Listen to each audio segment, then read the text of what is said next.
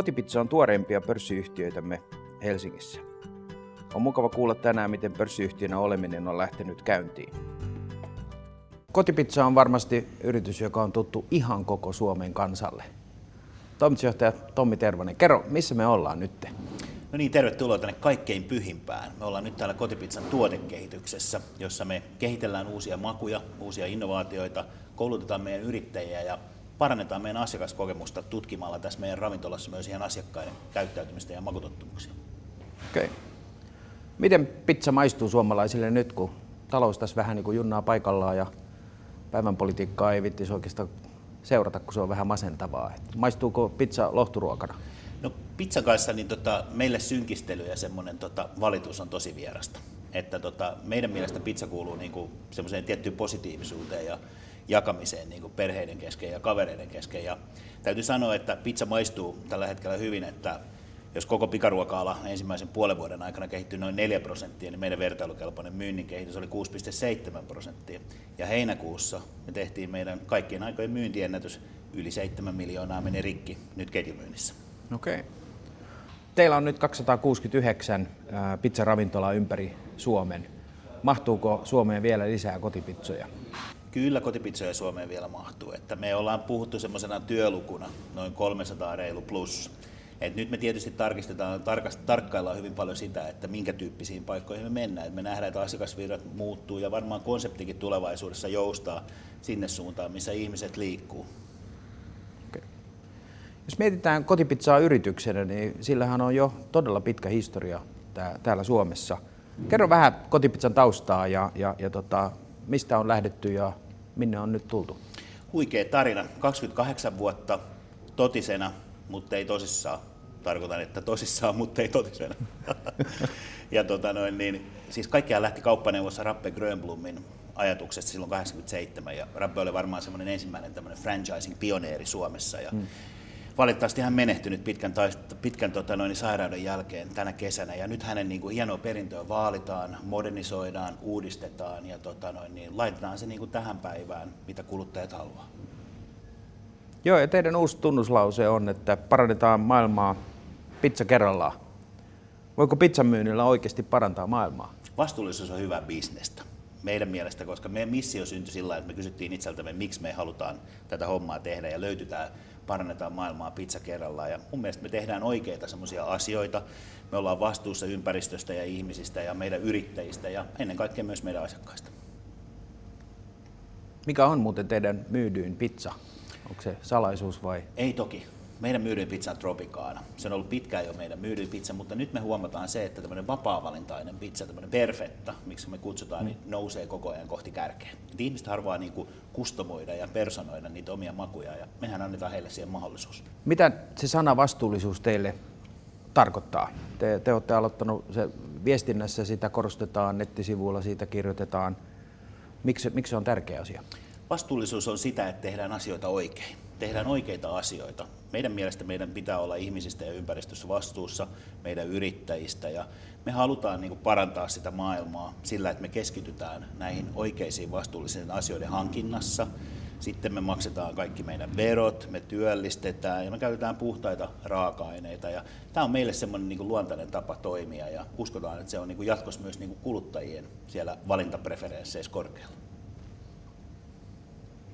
Siirrytään sitten vähän niin kuin tulevaisuuteen. Te olette ilmoittanut lanseeraavanne tämän meksikolaishenkisen ravintolaketjun, jonka nimeksi tulee Chalupa.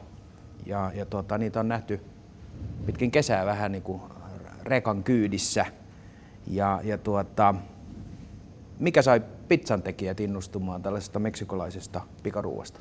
No kyllä se varmaan se, että tämmöinen Fresh Mex-ruoka, mitä Chalupa nyt edustaa, se sopii tosi hyvin siihen meidän yrityksen visioon, siihen, että ihmisten pitäisi syödä tulevaisuudessa ja nyt hyvin valmistetuista raaka-aineista, puhtaista raaka-aineista ja vastuullisesti tuotetuista ravintolamaisessa ympäristössä alle 10. Ja tämä tämmöinen tottuminen siinä, että meksikolaista ruokaa Suomessa on ollut jo vähän pidemmän aikaa niin päivittäistavarakaupassa, niin me uskotaan, että sillä on potentiaalia myös koko valtakunnan halutuksi tuotteiksi, kun se burritot ja takot ovat suorastaan erinomaisia ja tuoreista raaka-aineista tehtyjä. Onko tämä nimenomaan se suunta, missä nyt kotipizza niin kuin etenee ja kasvaa? No kyllä jos ajatellaan niin Kotipizzan gruppia, niin toki meillä on niin Kotipizzalle oma kehityssuunnitelma ja kasvusuunnitelma. Ja sitten Chalupa menee siinä rinnalla sillä, ja voi olla myös mahdollista se, että nähdään Kotipizza ja Chalupa niin kuin ihan yhdessä tuolla niin kuin kauppakeskuksissa tai jossain muissa isommissa ravintola niin kuin tilojen puolesta toimivissa paikoissa. Kuinka pian me päästään sitten maistelemaan Chalupaa pitkin Suomea, muuta kuin nyt ensimmäinen ravintola on Kalliossa? Kalliossa aukeaa nyt 8.9. aukeaa meidän ensimmäinen Chalupa, ja meillä on tarkoitus aukata 4 ravintolaa ennen vuodenvaihdetta pääkaupunkiseudulla. Ja sitten me katsotaan ja mallinnetaan se, että minkälainen niin kuin valtakunnallinen marssi siitä saadaan aikaiseksi. Okei, että 4 ennen vuodenvaihdetta. Yes. Joo. Te olette myöskin käyttänyt termiä siitä, että se suuri trendi tällä hetkellä on fast casual. Mitä se tarkoittaa ja tuleeko se muuttamaan näitä pikaruokamarkkinoita? Mä uskon vahvasti siihen, että niin kuin kuluttajien makutottumukset muuttuu ja mielenkiintoista ruokaa kohtaan kasvaa koko ajan. Se tarkoittaa siis sitä, että ehkä teollinen pikaruoka muuttuu enemmän tämmöiseksi nopeaksi, mutkattomaksi ruokailuksi. Niin kuin mä puhuin tuossa aikaisemmin meidän visiosta, joka oli se, että ihmisten tulee syödä hyvin tuotetuista, vastuullisista raaka-aineista ravintolamaisessa ympäristössä alla kympillä, niin se fast casual on oikeastaan juuri sitä, mihin me on myös kotipizzaa siirrytty. Me on lisätty paljon tuoreita raaka-aineita ja paljon valmistetaan niin kuin asiakkaan toiveiden mukaan siinä asiakkaan silmien edessä. Ja Chalupa tulee olemaan myös tällainen vaihtoehto siinä fast casualissa. Maailmanlaajuisesti me ollaan nähty Chipotlen Amerikassa menestys, joka on niin kuin fast casual versus McDonald'sin tyyppisen organisaation. Taas ehkä pieni kompurointi tällä hetkellä niin kuin myynnillisesti, niin uskotaan vahvasti siihen. Totta, joo. Onko tämä teillä niin kuin franchising ravintolakonsepti on se tapa, jolla te etenette myöskin näissä uusissa konsepteissa? Kyllä, meillä franchising on nimenomaan se kasvun moottori ja se yrittäjyys. Mä haluan myös luoda Suomeen yrittäjyyttä ja franchising on mun mielestä erittäin hyvä tapa luoda yrittäjyyttä ja turvallista yrittäjyyttä Suomessa. Kotipizza on oikein tuore pörssiyhtiö Helsingin pörssissä ja listaudutte niinkin myöhään kuin tässä heinäkuun alussa.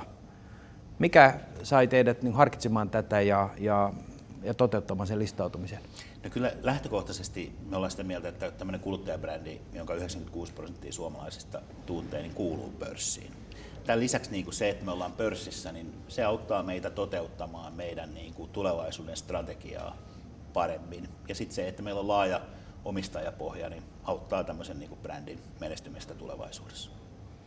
Joo, listautuminen tuo ainakin yritykselle aina lisää näkyvyyttä. Miltä se on nyt tuntunut olla pörssiyhtiön toimitusjohtaja tässä 1,5 kuukautta? No ihan mahtavalta. Siis niin kuin tämä lisänäkyvyys ja tunnettuus tekee sen, että nyt tässä 1,5 kuukauden aikana on huomannut sen, että se on tuonut semmoisen niin kuin boostin sisäisesti ja meidän yrittäjiä. Me ollaan nyt pörssiyhtiö. Ihmiset on töissä pörssiyhtiössä, yrittäjät yrittää pörssiyhtiössä. Kun meillä on asiaa, meitä kuunnellaan. Semmoinen niin kuin kiinnostuksen kohteena oleminen niin on selkeästi ollut se iso muutos tässä kohtaa. Joo. Onko ollut jotain yllätyksiä muuten tämän pörssilistautumisen jälkeen? Ei varsinaisesti mitään yllätyksiä ollut. Että just tämä niin kuin yllätys on ehkä se, että kuinka tämä on niin kuin hienolla tavalla tämä kiinnostus on kasvanut ja kuinka niin kuin media seuraa ja kuinka me viestitään niin kuin asioista ulospäin eri tavalla, niin se on mun mielestä niin se, mikä tässä on ollut kaikista kivointa ja hienointa. Ja yllätyksiä ei ollut, että Nasdaqhan on hyvin valmentanut ja tälle matkalle ja me ollaan käyty koulutukset ja muut, niin me ollaan sillä lailla valmiita. Olette puhunut teidän niin kuin laajentumissuunnitelmista vähän silleen yleisemminkin kuin ehkä pelkästään tämän Chalupan osalta. Onko jotain muita tulevaisuuden suunnitelmia, joita voit tässä kertoa meille? No sen, mitä voin kertoa, niin on oikeastaan liittyy tähän justiinsa, että Kotipizzassa on tämmöinen iso konseptiuudistus käynnissä. Eli me edelleen innovoidaan niitä tuotteita, me rakennetaan meidän ravintoloita, uudistetaan paljon tämmöiseen uuteen ilmeeseen. Se homma jatkuu. Sitten semmoinen, mikä voisin mainita, on tämä, että me halutaan tuossa digitaalisuudessa olla hyvin voimakkaasti läsnä. Meillä on verkkokauppa, mistä voidaan tilata pizzoja ja tullaan sitten digimarkkinointia tekemään. No uudet konseptit, Chalupa on siitä hyvä esimerkki, että näitä me lähdetään synnyttämään. Ja totta kai me katsotaan niin kuin myös koko ajan, mitä tässä maassa tapahtuu. Mun mielestä tässä maassa on niin kuin valtavasti semmoista niin kuin fast casual startup-potentiaalia, mitä me nyt sitten tutkitaan, että olisiko siinä semmoista, mitä voidaan tukea ja auttaa kasvamaan. Okei. Kiitos Tommi, että saatiin tulla tänne ja tosi kiva oli paistaa pizza tuolla teidän koekeittiössä ja jopa itse pystyn sitä syömään. Se oli Kiitos Lauri. Tosi mukavaa. Se oli lohduttavaa kuulla ja aina kun sua kiinnostaa yrittäjyys, niin sä tiedät mun puhelinnumeron. Joo, kiitos. Kiitos. Mielestäni on tosi hauskaa, että pörssissä on yhtiöitä, joiden tuotteet ovat kaikille tuttuja. Oli myös mukavaa oppia tekemään pizzaa.